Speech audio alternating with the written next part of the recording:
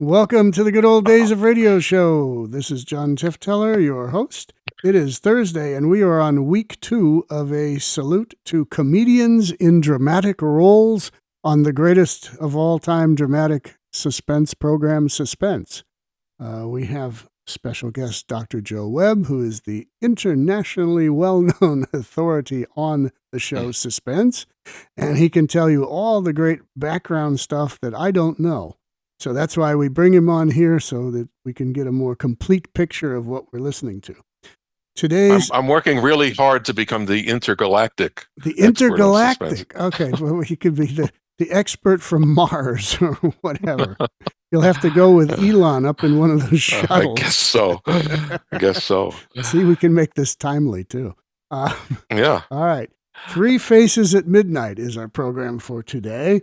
From February 27th, 1947, it stars William Bendix, better known as Chester A. Riley, and Sandra Gould and Hans Conried.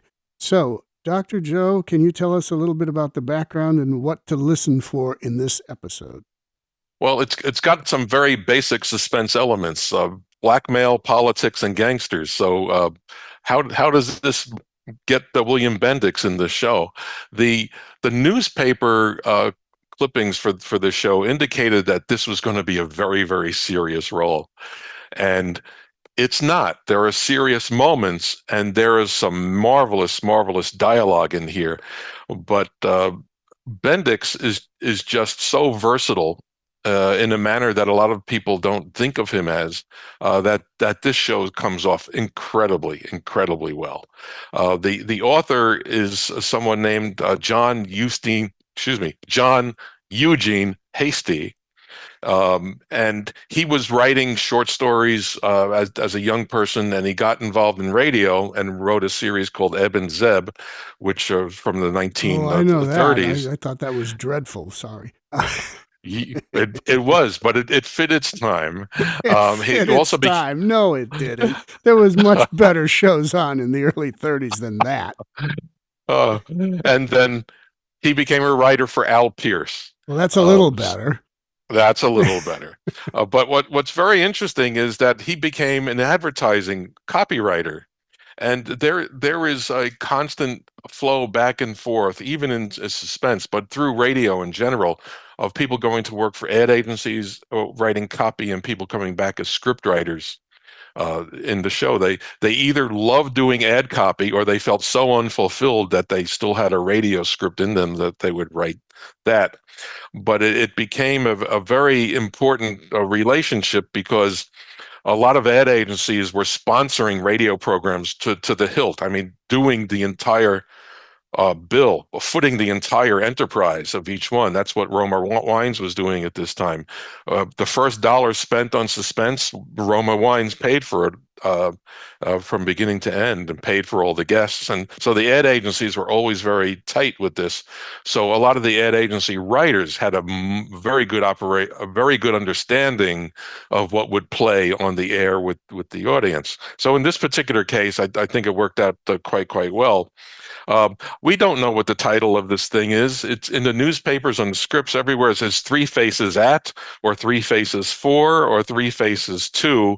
But this Three Faces at Midnight is a password that the people use to get into a criminal enterprise. So that's where the name comes from. And as I said, Bendix is just absolutely terrific in the part. So yeah, one other very brief thing. Um, Inflation is in the news today, of course. It was in 1947. 1947 had an issue with the cost of goods. It's actually mentioned at the beginning of the story. Inflation was around 20% at the beginning of 1947, and it's mentioned in the opening remarks. So that gives people some context about that. Yeah, and then we've played shows before with Red Skelton and some of the others where they're joking about inflation and lamenting it and all that. And I've made comments about it and how it relates to modern day. especially back in the 80s when we were having the big inflationary period. And I guess we might be having another one. Who knows? But we'll see. Who knows? All right. So from February 27th, 1947, William Bendix, Chester A. Riley. We can talk a little bit about that show at the end. Three Faces at Midnight. Yes, Roma wines taste better because only Roma selects from the world's greatest wine reserves for your pleasure. And now, Roma Wines, R-O-M-A, Roma Wines present Suspense. Tonight, Roma Wines bring you Mr. William Bendix as star of Three Faces at Midnight, a suspense play produced, edited, and directed for Roma Wines by William Spear. Suspense, radio's outstanding theater of thrills, is presented for your enjoyment by Roma Wines. That's R-O-M-A, Roma Wines. Those better-tasting California wines enjoyed by more Americans than any other wine. For friendly entertaining, for delightful dining. Yes, right now, a glassful would be very pleasant, as Roma Wines bring you William Bendix in a remarkable tale of Suspense. They say they got 58 million jobs in this country.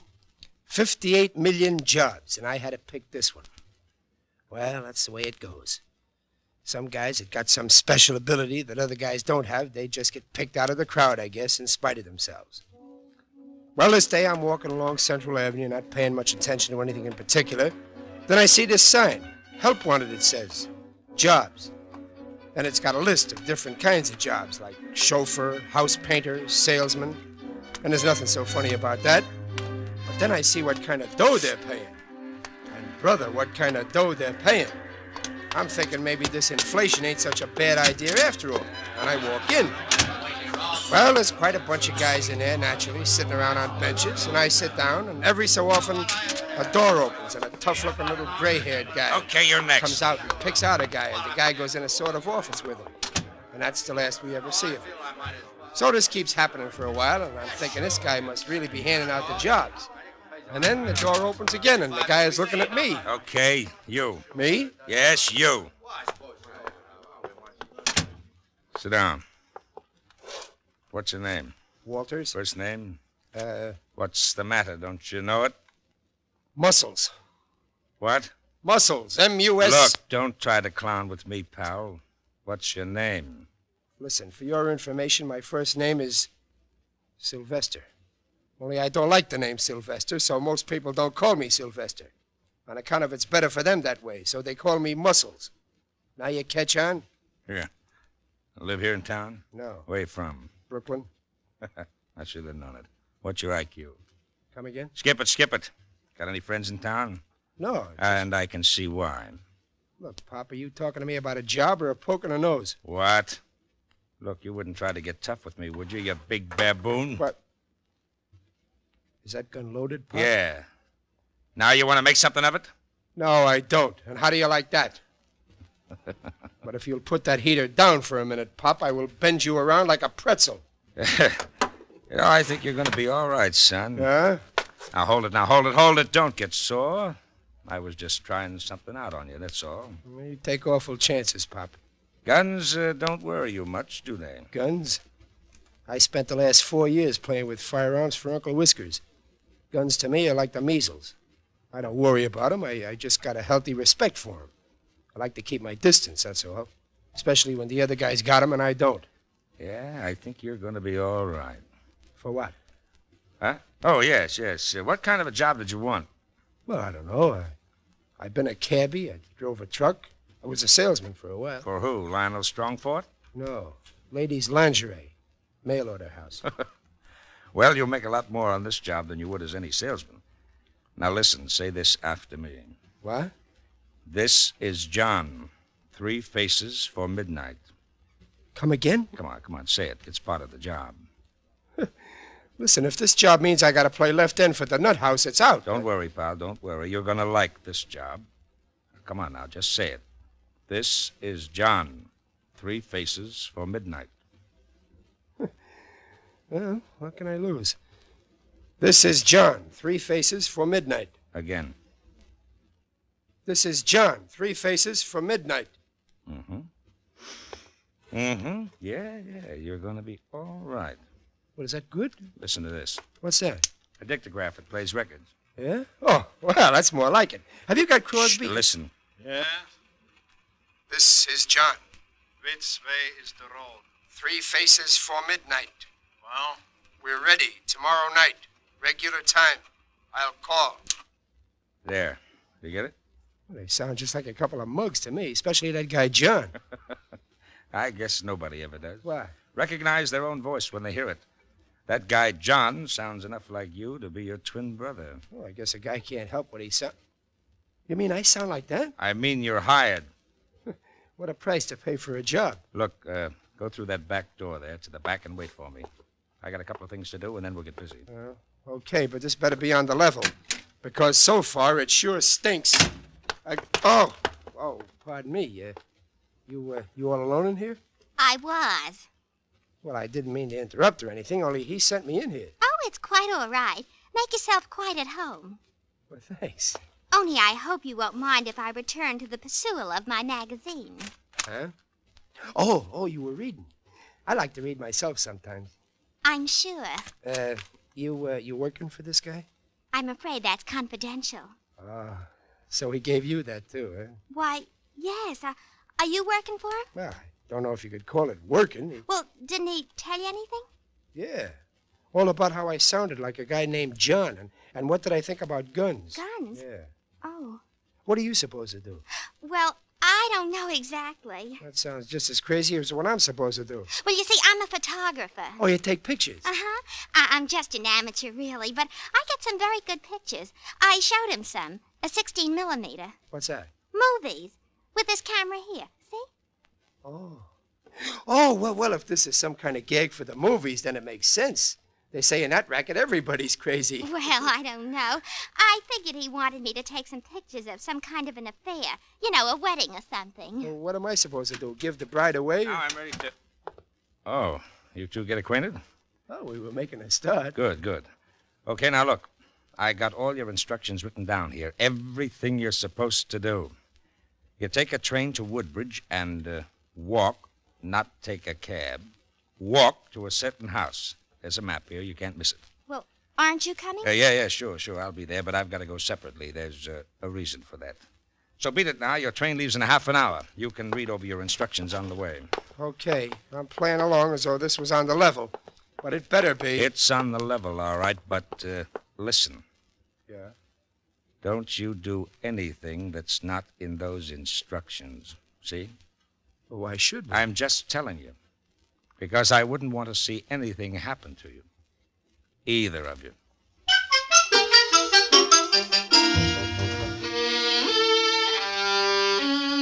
That should have been the tip-off right there, especially for a smart guy like me.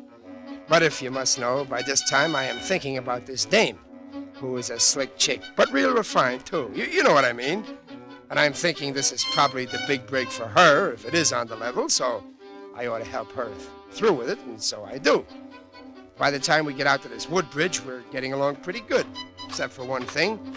And we start up from the railroad station, like it says on the map the guy gave us, looking for this certain house. Only it gets wilder and wilder where we're going, right into the woods. Must be a couple of miles. And then all of a sudden, there's a house. Well, that should have been a tip-off, too. You don't suppose that's it? According to this map, it's got to be. But Sylvester... Helen. Yes, Sylvester? If you call me that once more, I'll bend... What did you say? I said I will bend every effort for you, but please don't call me that. Well, I just can't call you Muscles. It's not refined. Well, then this must be the place. But it certainly is a funny place to have any kind of an affair. Don't look like it's been lived in for 20 years. Listen. Yeah, gonna be a storm. Well, we better just go on inside. That's what it says to do. That door don't sound like it's ever been opened. Oh, gee, it's spooky in here. Yeah, and I can't find a light anywhere either. Maybe that nice Mr... Oh, Sylvester. What? I don't even know his name. Do you? No, and I wish I didn't know him. Close the door. Well, It's all right. It's me. Oh. That's the idea. Now we can have some light. Oh, well, it's looks nice on the inside, isn't it? Really refined. Yeah, it used to be an old hideout. Now, come on in the front room here, and I'll give you the pitch. Well, don't think we're in any hurry to know, because we are, see? All right, now listen. In about an hour, there's going to be a guy come out here to take a bribe. He's quite a big guy in this town, and he's taking a big bribe. $200,000. 200 grand. Yes. He's going to take the money from another guy that he's never seen before.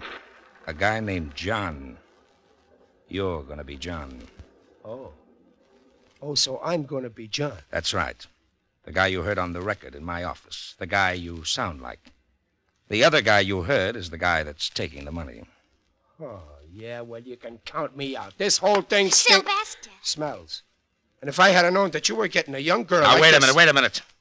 There are only two people in this world who know about this. Me and... And who are you? Just call me Tim. Me and Grover T. Wyatt. You know who he is. No. You don't mean Governor Wyatt. Yes. Why, he's nice. I voted for him. Why, he's one of the best-looking men. For his age, I mean. Wyatt's a swell guy, clean as a whistle for 20 years. But he made one little mistake back there, and a certain guy has caught onto it. Well, all I can say is that if this thing doesn't come off, if he doesn't hear from me by 3 o'clock this afternoon, well, Governor Wyatt's a dead pigeon. Well, I don't care if he's a dead horse. 200 grand is plenty of lettuce, and that means plenty of trouble. And what about this John that I'm supposed to be? He knows about it, too. He's been our contact man on the phone with the scripter, and Well, I don't like it. And Helen here. What are you squawking about? There's nothing going to happen to you. There's a bonus of $5 apiece in it for both of you. Oh, so we stick our necks out for a lousy $5. $500. That's what I said, a lousy 500. 500? That's what I said. Well. Say, where is this bum that's been giving trouble to the governor? I will bend him around like a pretzel. We don't need any of that. We're just going to get him good this time, and that's the end of him. And you want me to take pictures of the transaction? Now you're getting smart. Yes, from the landing up there. That's why we've got so much light in here. Will it be okay? Oh, it'll be quite all right, I'm sure. Yeah, but there's just one thing. What? So this guy shows up, and he thinks I'm John, because he's never seen John. But what if John shows up? Well, now, this John was sort of a double-crosser. He won't show up. How do you know? He had a little accident this morning. He's dead.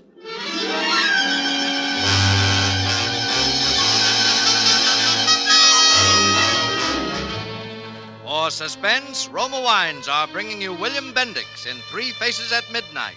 Roma Wines' presentation tonight in radio's outstanding theater of thrills, Suspense.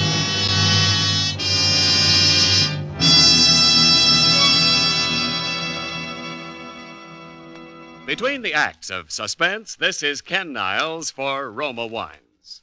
Are you enjoying today's biggest value in an entertainment beverage?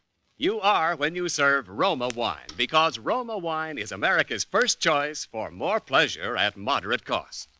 Yes, Roma's popularity proves that in Roma wines you enjoy an important difference, an extra goodness in fuller bouquet, richer body, and better taste. And this difference, this better taste of Roma wines, starts with California's choicest grapes. Then Roma master vintners, with America's finest winemaking resources, carefully, unhurriedly guide this grape treasure to tempting taste perfection. This wine is placed with mellow Roma wines of years before. And later, from this world's greatest reserves of fine wines, Roma selects for your pleasure. That's why Roma wines are different, why Roma wines taste better every time. So for your best buy in good taste, insist on Roma wine. R-O-M-A, Roma, the greatest name in wine. And now, Roma Wines bring back to our Hollywood soundstage William Bendix as Sylvester Walters, with Sandra Gould as Helen, his partner in adventure, in Three Faces at Midnight, a tale well calculated to keep you in suspense.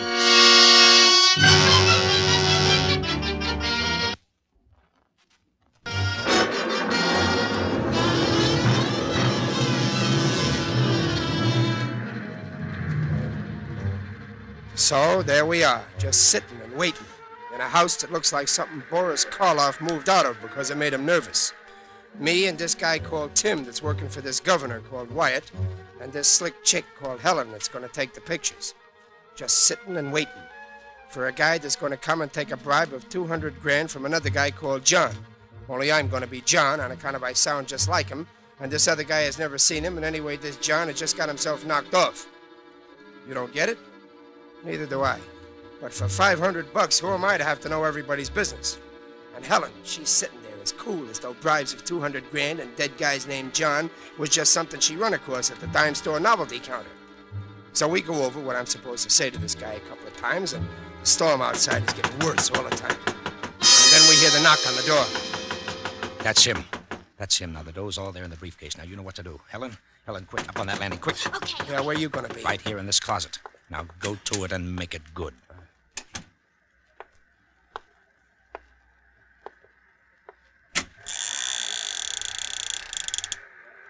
Excuse me, is this Mr. Hampton?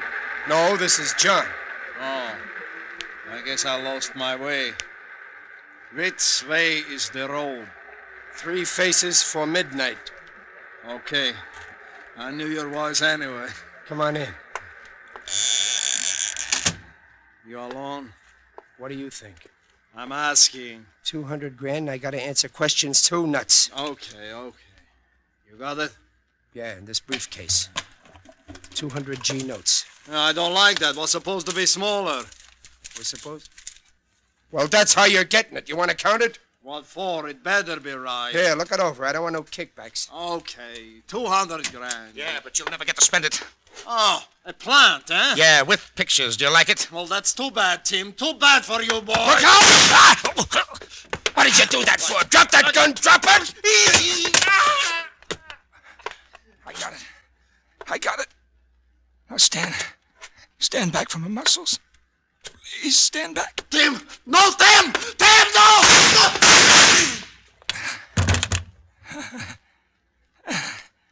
Thanks. Muscles. Oh, Sylvester. Yeah. Are they? Dead? Yeah. Both of them. Sylvester, what are we gonna do? Well, I got what you might call a rough idea. What? Come on, we're gonna get the out of here.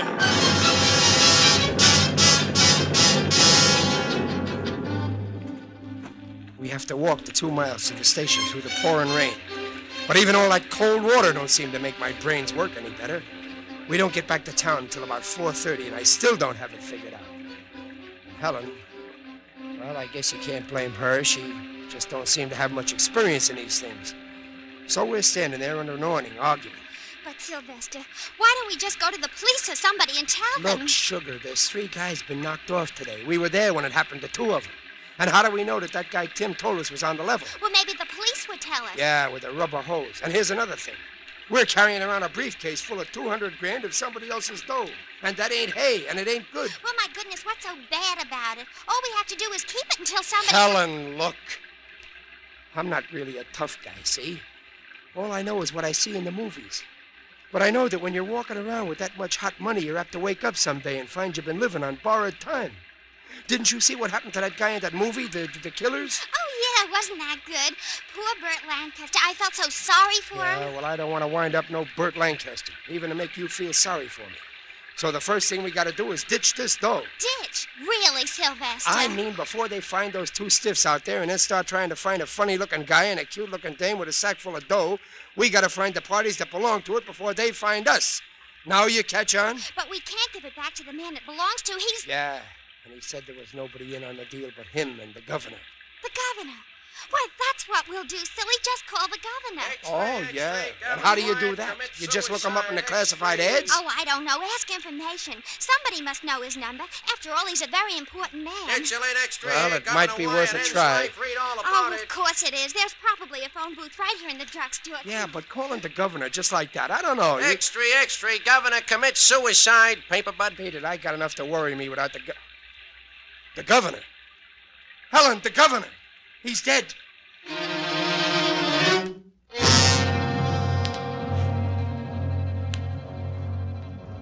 Well, of course. Now I remember what that guy said about the governor being a dead pigeon if he didn't get word by 3 o'clock.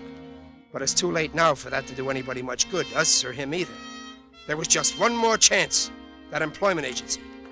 The rain had almost stopped now, and we went over to Central Avenue to look for it. Of course this is the place. I'd recognize it any time. Where's the sign with the jobs on it? I don't know. Maybe they take it down when it rains to keep the letters from running. Maybe. The joint looks closed to me. Yeah, it is closed. Hey, anybody in there? Hey, open up! Come on, open up! What do you want? We want to see the boss. I'm in charge here. What do you want? Well, we were sort of looking for a couple of jobs. I don't have no jobs. I'm just trying to rent this place. It's vacant. Vacant? Isn't this an employment agency? Not since this morning. You want to rent it?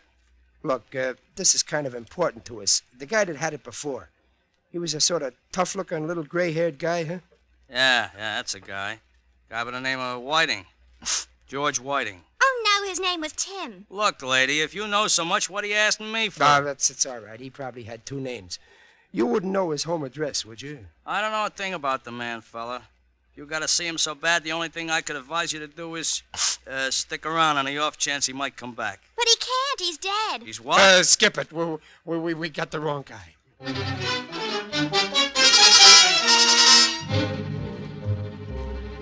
That last crack didn't help none because I knew that guy would remember us sure.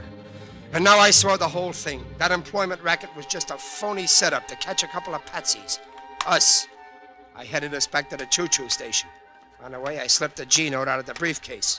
It was time to do something fast. Leave town? Oh, but I don't want to leave town. It's nice here. Yeah, they got nice, comfortable slabs in the morgue, too. Come on, we're going to check this briefcase. But what are we going to check it for if we're going to leave town? If it's too heavy, Mr. Walters, I'll Look, carry it. Sugar, for the last time, I hope 3 guys are dead. The governor of a state almost as important as Brooklyn has just knocked himself off, all on account of what's in this bag. We are ditching this bag, Sugar, and we are lambing.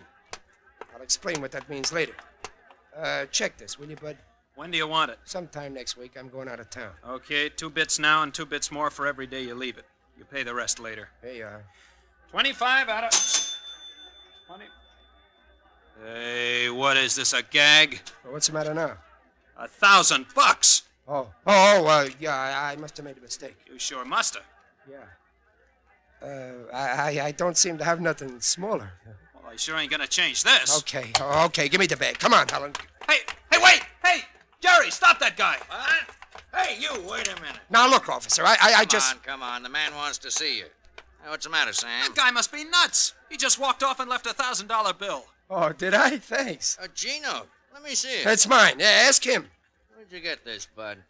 Well, officer, I just made a little killing at the track. Which track? Why, look, I just wanted to check my bag, officer. What's in that bag? Nothing, officer. Just some purely personal stuff. Let me see. Say, wait a minute. What is it? Come on, give me that bag. Well. What's in it, Jerry? Why, there's nothing in this bag at all. Nothing at all. Just a little movie camera. You see, I told you. And about $1 million. Come on.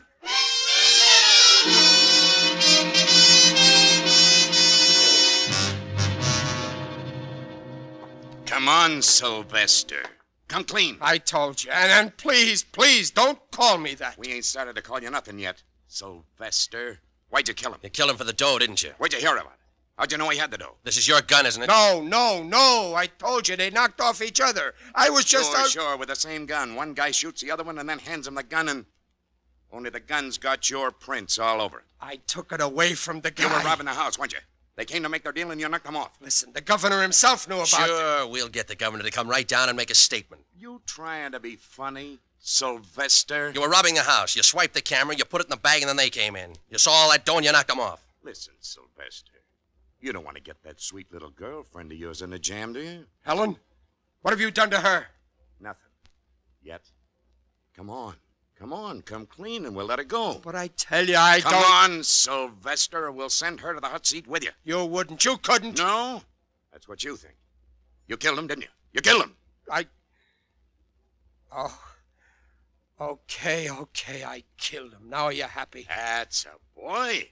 That's a boy. Sylvester. Get this, Harry. Now will you stop calling me that? Okay, Sylvester. You killed him. What was the girl doing there? She had nothing to do with it. She was just taking the pictures. What pictures? The pictures. The pictures! There's your answer, you big dopes. Go look at the pictures.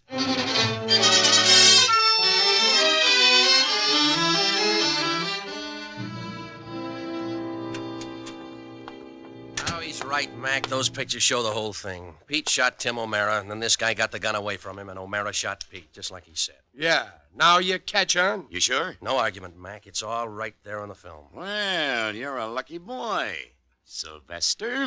Yeah, sure. I get all the breaks. Now go on, beat it before we think of something else. Okay, you've had your fun. Didn't you like it, Sylvester? But if you'll take off that gun and that badge for a minute, I will bend you around like a pretzel. You mean right here, Sylvester? Yeah, right here.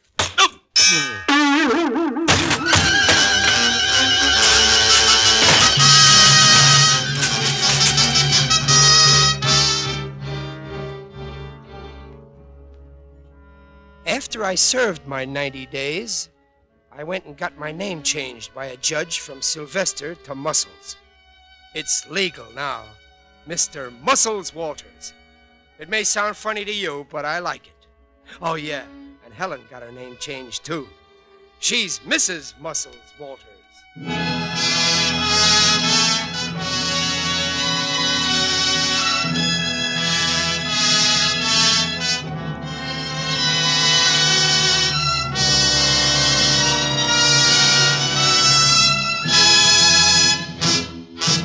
Suspense. Presented by Roma Wines, R-O-M-A, Roma, America's favorite wines. And now this is Ken Niles returning for a curtain call with the rugged star of tonight's suspense play, William Bendix. Bill, are those bulges in your coat really muscles, or did your tailor install them? Well, they ain't mothballs, chum. You want to see me tear up a phone book? You're safe. I don't happen to have one on me. Well, I will demonstrate with my script. Only 30 pages. Give me yours, too, Ken. Now, I fold them once, and then twice, and then I stack up the pieces and... See? Oh, fine. There went both scripts. Now what do we read from? Well, gee, Ken, I never... But you don't need a script to tell folks how good Roma wines are, do you? You're right, Bill. And to start with, here's a gift basket of Roma, California wines with compliments from Roma, the greatest name in wine. That's what I call a magnanimous gesture. Now let me hear you tell about this Roma sherry without a script. Certainly, Bill. Roma Sherry is the perfect first call for dinner, the ideal wine for entertaining any time. Roma Sherry is the favorite of millions because golden amber fragrant Roma Sherry is so good in so many tasty ways. You'll enjoy Roma Sherry before dinner, Bill, and when guests drop in, delight them with the warmth and graciousness, the tempting nut-like taste of Roma Sherry. This guy knows his wine. Yes, because I know that in all Roma wines you enjoy an important difference, an extra goodness in fuller bouquet, richer body, and better taste. That's why more Americans enjoy Roma than any other wine. He done it. Thanks, Ken, and good night. William Bendix appears through the courtesy of Procter & Gamble, makers of Dreft, and can soon be seen in the Paramount picture Blaze of Noon. Tonight's suspense play was written by John Eugene Hasty and Robert Richards. Next Thursday, same time, you will hear Mr. Eddie Bracken as star of Suspense. Produced and directed by William Spear for the Roma Wine Company of Fresno, California.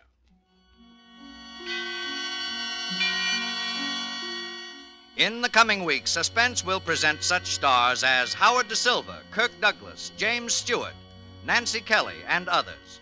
Make it a point to listen each Thursday to Suspense, radio's outstanding theater of thrills.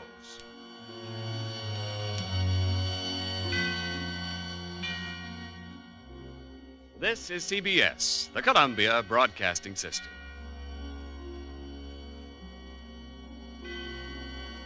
And that was Three Faces at Midnight, starring William Bendix, also known as Chester A. Riley. And you young people probably have no clue, Life of Riley, what that was.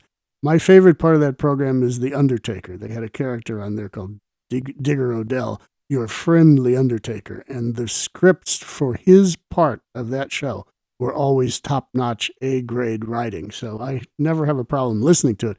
But I don't know that nowadays, most people have any clue. So, well, welcome back, Dr. Joe. What do you say? I say this is a surprisingly good episode, and Bendix is absolutely perfect for the part, and it's a very good example of what could be done by bringing a comedic star onto the show and giving them the proper script for it. He's just terrific here. One thing I would like to bring up, Hans Conried in here is absolutely outstanding. And one thing that happened during the East Coast broadcast of this show, and both East and West were done on February 27th, 1947. They got to do it on the same day by this time. In the East Coast broadcast, there's a scene with Conried where the sound effects gun does not go off. And Conried buys time. There's no panic in the studio. Everybody's probably looking at him saying, don't worry, Hans knows what to do. And he just extends his part for that. But it's very, very interesting to hear how Conried buys time for the sound effects artist to pull their second gun off the table and have it work. They always had backup at the sound effects table in case something happened. And the actors, knowing everything was live, they were very good at knowing what was going on in the studio, as well as knowing their part. And Conried was just outstanding at that. Now that we've heard the show here, let's give a listen to a comparison between the East and West Coast versions, where you will hear the original version where the gun did not go off, and then the version where the gun did go off. No, not him, no! Not him! No, no! Suspense. No, Tim! Tim, no! All right, well, there you got to hear some radio that nobody could have heard back then unless you were on different coasts. You got the East Coast version and the West Coast version, so you can hear the differences and hear what happens when something goes wrong and what happens when a world-class actor like Hans Conried can come in and never let the audience know that something went wrong. I have mentioned this before, but Sandra Gould, who's the female star of this show, was also on the Jack Benny Show and a number of other programs. And she was, I don't know if you know this, Dr. Joe, but she was married to L.A. talk show personality Hilly Rose. Are you familiar with that? No. You know who I'm a New York boy. Okay. Hilly Rose had the evening entertainment program on KFI in the 70s and into the 80s. He retired and passed away, I think, after that. But he would mention multiple times little hints about his wife, Sandra Gould, and he brought her onto the show a few times, and she did some funny voices and whatever. But he was the evening king of talk radio in Los Angeles in the 70s. Anyway, so an There's East Coast guy doesn't know anything about this, but that's No, good. I bring it up. I was on the Long John Nebel coast. Okay. Well, see, I don't know who that is, so we got the same issues here. Okay. All right. So anyway, Well, but Sandra Gould is thing. a great character actress.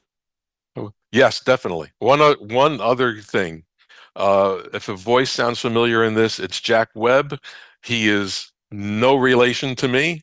Otherwise, I wouldn't even be coming on this show, right? So, Not good enough for you, eh? In terms of the money, I'd be doing other stuff. Yes, I got it. But he played Harry, the detective, and he also played a newsboy here. So this is, oh gosh, it's at around the time that he was starting to do the Pat Novak stuff and all that. So he was appearing on The Whistler and Suspense in bit parts until his career got going. And of course, Dragnet made that career just explode. Yeah, Dragnet's about the only thing that the younger part of this audience is going to relate to, if that. But Pat Novak for Hire, they don't know, although it's a pretty darn good radio program. It is. Some great writing on there. And Pete Kelly's Blues is known by the jazz community because of the great jazz music that appears in that. But the great jazz community is all old, too. So here we go.